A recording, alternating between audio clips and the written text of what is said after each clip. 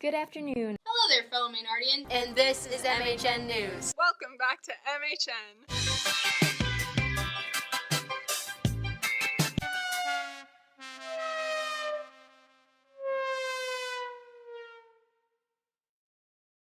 What up? I'm Nate, and this is Boston Sports. The Celtics sadly got eliminated by the Milwaukee Bucks in 5 games. The Bruins are in the Eastern Conference Finals against the Carolina Hurricanes. They dominated the first 2 games, winning the first one 5-2 and the second one 6-2. At one point in the second game, they led 6-0. Carolina's goalie Peter Mrazek has been awful, just awful. And after the game on Sunday, Game 2, the captain of the Carolina Hurricanes, Justin Williams, said sometimes you just have to eat a poop sandwich. I think just all in all, we got to rediscover who we are. You spend all this time off leading up and everyone writing articles about how great you are, and then you come out and sometimes you gotta eat a poop sandwich. It doesn't taste good. You have to chew on it for a little bit, and we'll have to do it for a couple days and get the taste of our mouths next game. Strange comment. Game 3 is tonight at the time of the recording. Go Bruins.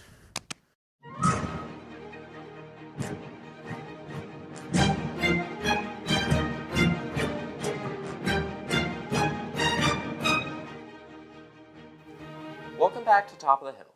While the Mueller report is making waves all through the halls of Congress, we're going to take a look at the race for the 2020 presidential election. The current Democratic field is comprised of 21 candidates, with possibly more to come. It is rumored that Georgia gubernatorial candidate Stacey Abrams is considering a run, along with New York Mayor Bill de Blasio. While the first primaries, the Iowa caucuses, are still over 8 months away, early polls show former Vice President Joe Biden with a sizable lead over the rest of the field. According to a recent CNN poll, Biden is commanding 39% of the vote to Vermont Senator Bernie Sanders' 15% share. Rounding out the top 5 in the poll are Massachusetts Senator Elizabeth Warren, South Bend, Indiana Mayor Pete Buttigieg, and former Congressman and Texas Senate candidate Beto O'Rourke. Other notable candidates include New Jersey Senator Cory Booker and California Senator Kamala Harris, who both serve on the Senate Judiciary Committee. Since this announcement on April 25th, his poll numbers have soared, and interestingly enough, the Washington, D.C. newspaper, The Hill, conducted a poll that shows Biden would edge President Trump in the general election. As for the Republican side of the primaries, President Trump will face a primary challenger in former Massachusetts Governor Bill Weld, who ran as the vice president on the Libertarian ticket with Gary Johnson in 2016. This is an unusual move for someone within the same party to challenge the incumbent president. Yet, with the state of politics today, nothing is as usual. That's all for now. Stay tuned for the latest breaking news out of our nation's capital, and tune in next week for the final episode of the school year. I'm Max Ludwig, and that was Top of the Hill.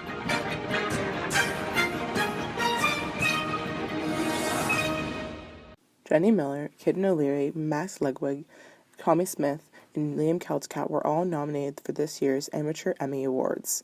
Their links are in the description. Congrats to them. Welcome back to Photo of the Week. As you know, I'm your host, Tommy Smith, and we have Timmy Lawton on camera. This week, we will be giving you some extremely artsy pictures taken by some very good photographers. And the first submission, submitted by Tommy Smith, is a picture taken at the Harvard train tracks leading to the bridge jump. That pug is just wrapped in all tight on a nice cold fall day and is wrapped in cozy, just ready to take a nice long nappy.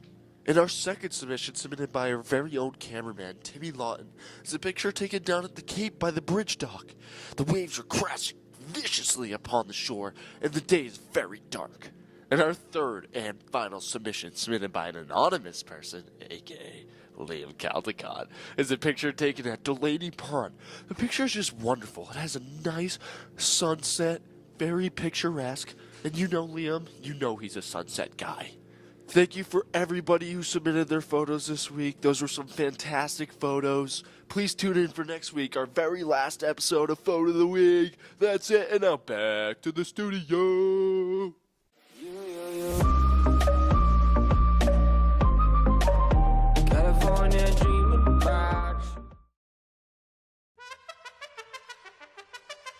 In February, the International Club, led by Miss Adams, took 11 students to Andalusia, Spain.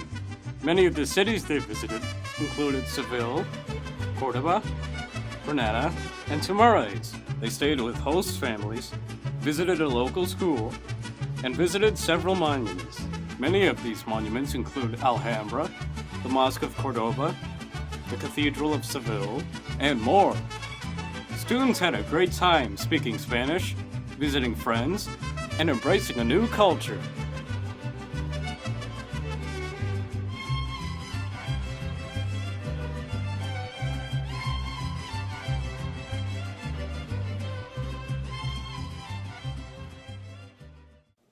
I'm Kyle Monahan, and you're watching MHN Sports. The boys baseball team had a tough week last week, going 0-2, losing to Toronto and AMSA. They hope to bounce back this week with a game at Murdoch on Monday. Congrats to the people on the track team that qualified for districts. The track team's last meet is the league meet. Good luck to everybody. The JV softball team is 4-2 on the season so far. They have 2 games this week. On Wednesday they play Narragansett, and on Thursday they play Worcester North. The softball team has a big week, playing Murdoch on Monday, and then on Wednesday they play against Narragansett, and on Thursday, to cap off the week, they play against Worcester North.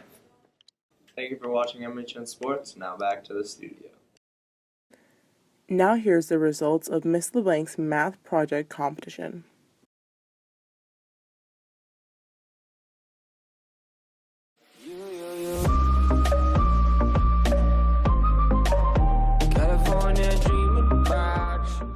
Do you ever feel like you're always blue in the face? Try saying that to Allie. A piece by Phoebe Cook. Allie will be featured at the Maynard High School Student Art Show. The art show will be located at 77 Nason Street at the Maynard Public Library. Come see her from May 14th to June 7th. Information regarding gallery hours is available at maynardpubliclibrary.org. See you there!